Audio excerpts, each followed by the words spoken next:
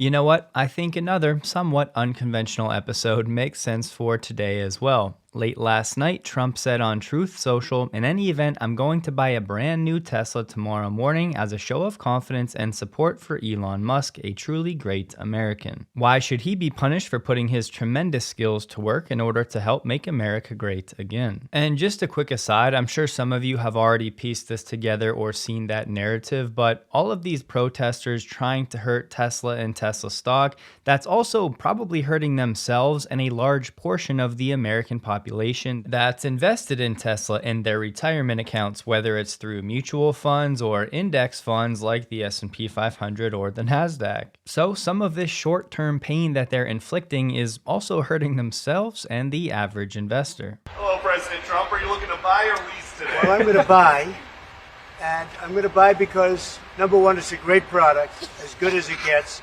and number two, because this man has devoted his energy and his life to doing this. I think he's been treated very unfairly by a very small group of people. And I just want people to know that you can't be penalized for being a patriot. And he's a great patriot.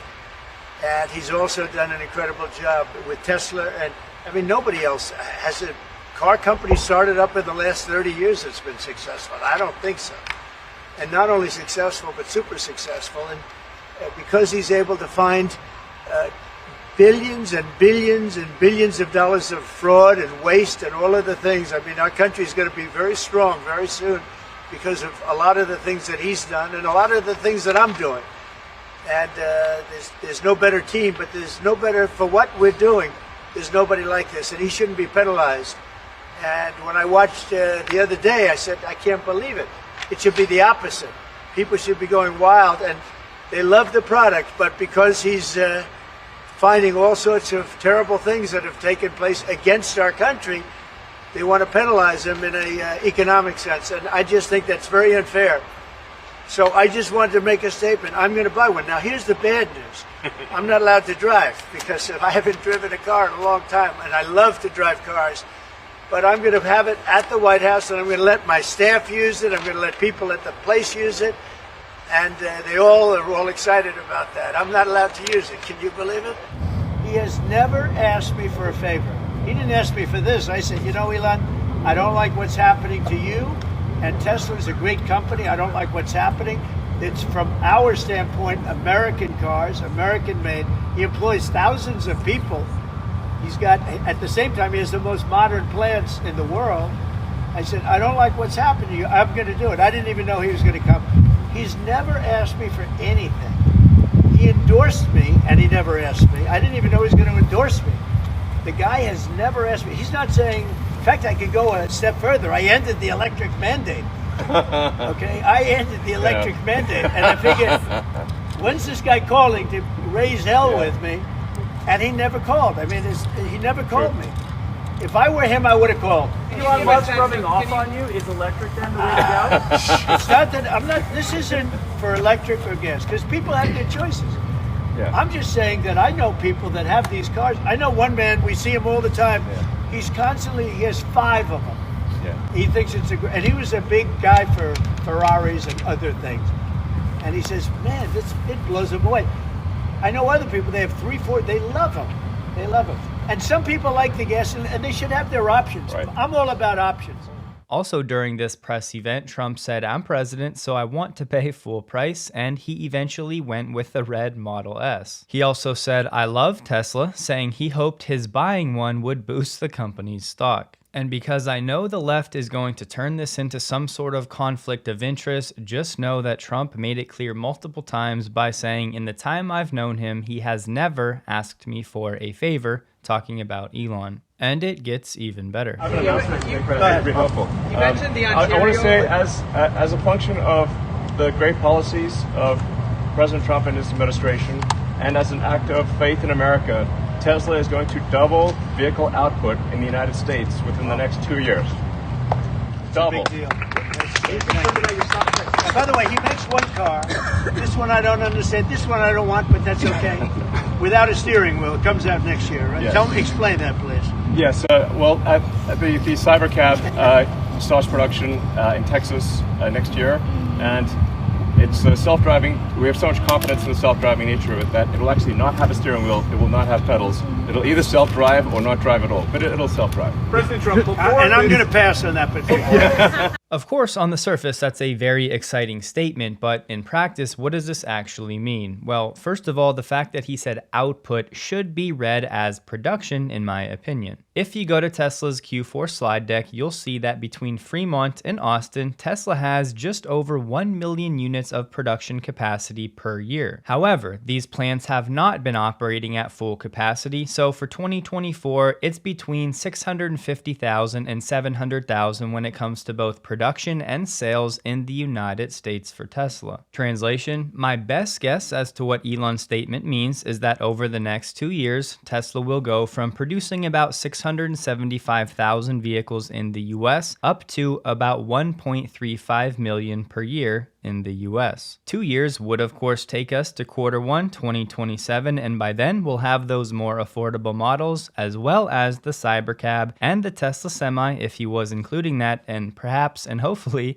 also the Roadster. But yes, the main incremental drivers will be the Cybercab and the more affordable models. However, you could also read that statement as Tesla does actually plan to double whatever its internal production estimates were for the next 2 years. Another way to phrase it, did Elon mean a doubling from where the output is currently, or did he mean a doubling from what their prior plans were for the next 2 years? For now, I would just say hopefully on Tesla's Q1 call, somebody asks the question so we can get a little bit more color to that answer. And I'll just say it, politics aside, as a fan of Tesla, you have to love seeing these Tesla vehicles right outside of the White House with the president giving praise to both Elon and Tesla. I'll continue to say it, Tesla is an American national treasure and should be treated as such. We all know Elon and Tesla are under attack, but I'm guessing some of you are still unaware that our privacy is also under attack. Go ahead and search for your name, city, and state online and see what comes up. I'll bet some of you will be surprised with what you find. That's because data brokers are technically a legal business in the United States, as there is no federal law that bans data brokers from collecting, aggregating, and selling your personal information. If that's not upsetting enough, healthcare companies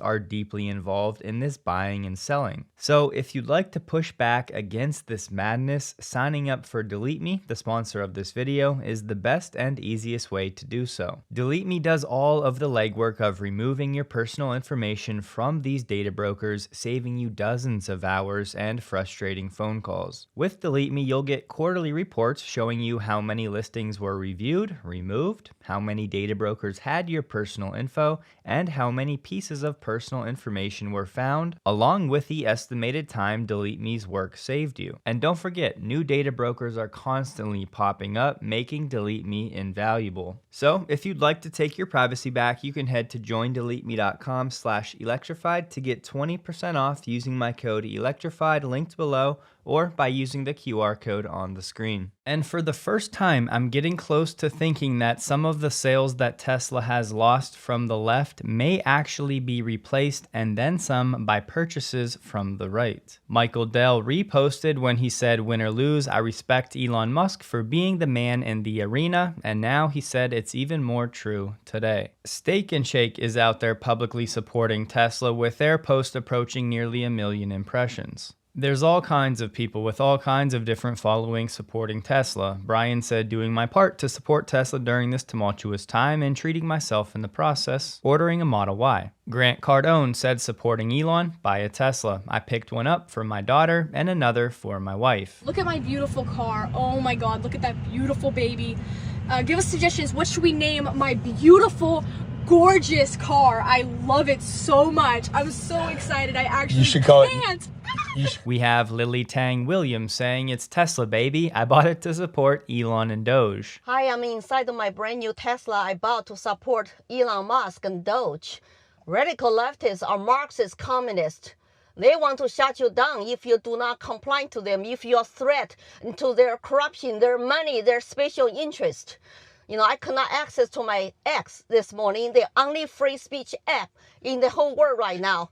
So I'm going to go buy some more Tesla stocks and support them whenever I can. We must win as the free people. Steve D says, I stand with Tesla and Elon. Bought more stock today and another truck. The more people protest, the more I will support. Ben Tosky said, I bought a new Model Y launch series and more Tesla to support Elon and Tesla. We have Sean Hannity on air announcing he's buying a Model S Plaid to support Elon. I don't believe in cancellation. I don't believe in cancel culture. You know, and I know maybe it's not going to make up a difference, but you know what? After I drove my friend's Tesla, I went and I already picked out the one I want. It's called the S Plaid.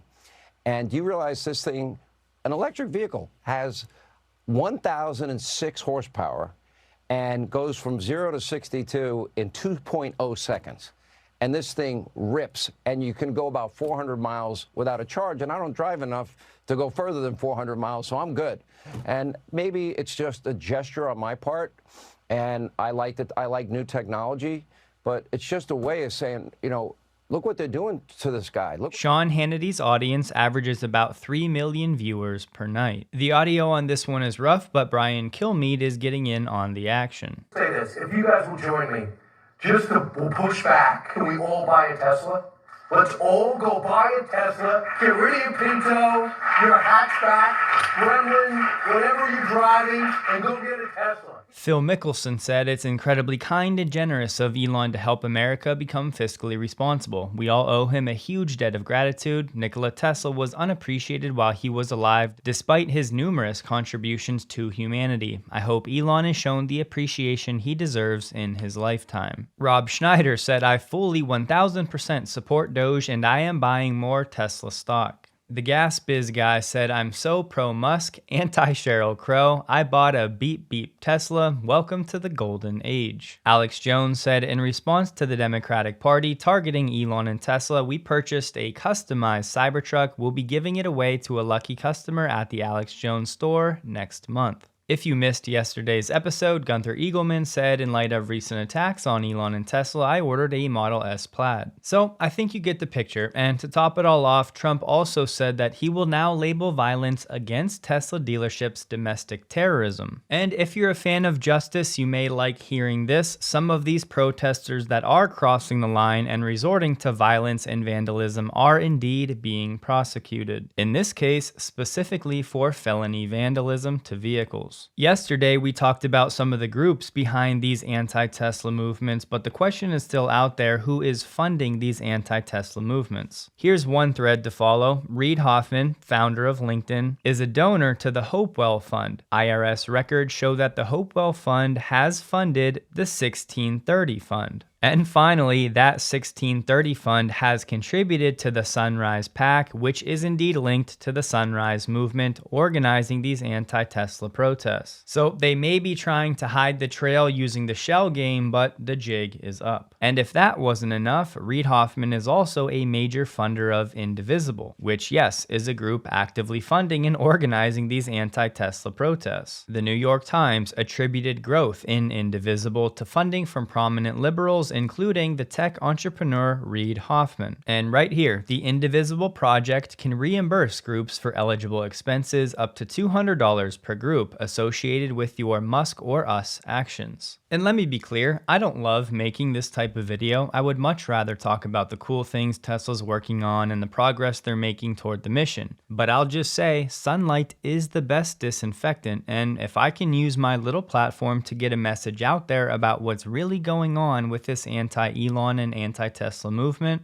I'm going to do it because it's obvious this is no longer just a few isolated incidents. Clearly, this is a full-on movement with various organizations and various financial backers, and it's worth getting to the bottom of it because if we don't, it's only going to continue, and these people will continue to get away with manipulating the public narrative without any consequences, and I do not think that's okay. We should absolutely follow the money, and it ought to be traced all the way back to its source, and this is why I say, Jesse, the left has gotten by with this for years. This is a great project for the Department of Justice, and they ought to look at all of it. Who's funding these attacks? Who's funding the campus protests? Which, by the way, all of these campus protests, they're all organized, they're coordinated, they're funded. We ought to blow the lid off of that as well. Who was funding the protests in front of the justices' homes, which nearly led to justices being assassinated, Supreme Court justices I'm talking about? The left's been funding all of this stuff.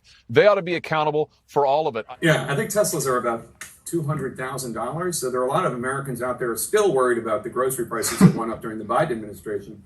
I don't know that they're running out and buying a $200,000 automobile. I mean, come on now, give me a break. Tesla's most expensive vehicle, the Cybertruck, is still under $100,000, and most of their vehicles are right between 40 and 50 grand. Is anybody else out there sick of these lies? Because I, for one, certainly am. And so I've been involved in that campaign, in particular planning actions in the Seattle area targeting Tesla. In Tesla Takedown, there's a spirit out there, which had already, as we saw with Luigi Mangione, there's a spirit which is very anti-corporate, very anti-billionaire, very anti sort of elite. And Tesla Takedown is also tapping into some of that spirit as well.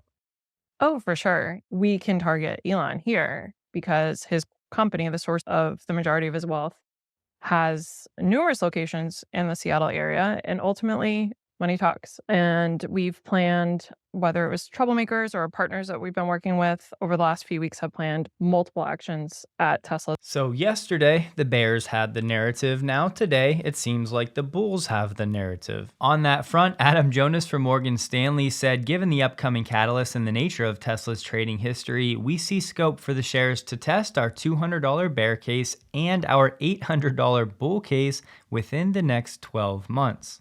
But he's spot on with this one. Having covered Tesla for nearly 15 years, we find the investor narrative around the company tends to follow the share price. In December, with the stock testing $500 per share, the prevailing sentiment was that the company is an AI winner with untapped exposure to embodied AI. Today, with the stock down 50%, our investor conversations are focused on management distraction, brand degradation, and lost auto sales. I'm not sure if truer words about Tesla stock have ever been spoken. An $800 share price for Tesla would be about a $2.6 trillion market cap. Meanwhile, we still have Tesla's FSD impressing people in China. 见证奇迹的时刻了啊！你看这个弯一转，这个水它就不减一点。这个弯一转，看他怎么理解这个场景。哦，这个场景啊，这个场景很难理解的，很难理解，超级难理解啊！哇，你他需要理解吗？ 哇，超级丝滑都没有任何一角减速啊！我真的服了。 巨丝滑，是不是和人一模一样吧？和人一模一样，没任何区别啊。 We got the Tesla China weekly number, which came in at 13,800, which I would say is decent given what the expectations were. Comparing to week 10 of quarter 4, that number was 21,900, so quarter over quarter, Tesla China is down 40.9%, but again, that's a silly comparison inherently. And comparing to the same week in quarter 1 last year, that number was 13,200, which means year over year, Tesla China is only down 7.6%. The breakdown was 5,100 Model 3s and 8,600 Model Y. So that's a nice steady bump for new Model Y sales week over week. And that trend should be expected to continue in the next few weeks. Charles from China said this guy runs a used car business, and he said ever since FSD entered China, Teslas with FSD have become very popular. And watching videos like this, it's not hard to understand why.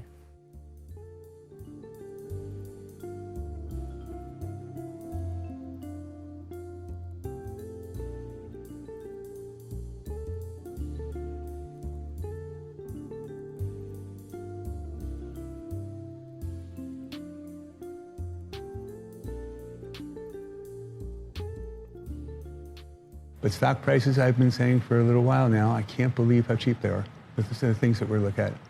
So you're on a buying spree right now? I didn't say I was in a buying spree. I just said I can't believe how cheap things. I own a lot of things. I'm a long-term investor. You know, it was interesting. I listened to your analyst this morning on television, and you were talking to him about Tesla. Gene Munster. Gene Munster. I said, well, for a four-week horizon? Yeah. A 4-week horizon. So that was his mindset, a 4-week horizon. And then, I think he did say for a 4-week you could see some volatility, but longer term he was a fan. Yeah, but I mean, he was focusing on 4 weeks. Right. So I want to get one thing straight, though, first of all, that we're investors in people for the long term. Question everything. Don't take anything for granted. Investing for the long term, exceptional, takes time. We look out years, own it. We own things. We don't buy and sell things. So before the motto was they're making $7,000 in profit a car, $6,000 in profit a car, 1.8 million cars. Now all of a sudden you're keeping the cars and making them robo-taxis. What that means is that if you do 50,000 miles a year for a car, those cars will generate 50,000 revenue miles, will generate $30 or $40 or $50,000 in profit per year, per car. So every time you have 1 million cars, you're adding 30 or 40 or $50 billion to profits per year. Well, once you get to scale, nobody can compete. The Chinese feel that there's only one competitor. Everyone's going to want electric cars. Yes, everyone. I'm the last in, I'll be the last out. So I won't sell a single share personally until I sell all the shares for clients. And that's what I've done. So even though we've sold maybe a third of our stock for clients, I have not sold a single share personally. I know many of you have told me to stay out of politics. The problem with that is that would mean ignoring what's really going on with Tesla. I desperately hope that one day in the not too distant future, the politicization of EVs subsides, but I also warned everyone early last year that the weaponization of EVs would only get worse, and here we are. Hopefully at the peak. But if you want to know how I really feel about this situation, this is it. I'm just telling people, this man is a great patriot, and you should cherish him. You should cherish him. You know, I have a little statement. We have to take care of our high IQ people because we don't have too many of them. So, Mr. President, and we got to take care of them. Tesla stock dipped down to $217 per share intraday, but closed the day at $230.58, up 3.79%, while the Nasdaq was down 0.18%. It was a huge volume day for Tesla, trading about 94% above the average. And listen, I'm okay losing hundreds of subscribers making videos like this by doing what I think is right and exposing where this anti-Tesla sentiment is really stemming from. But I will say it does make me even more grateful for those of you that support the channel by checking out sponsors like Delete Me. So to you guys over the years, I cannot thank you enough.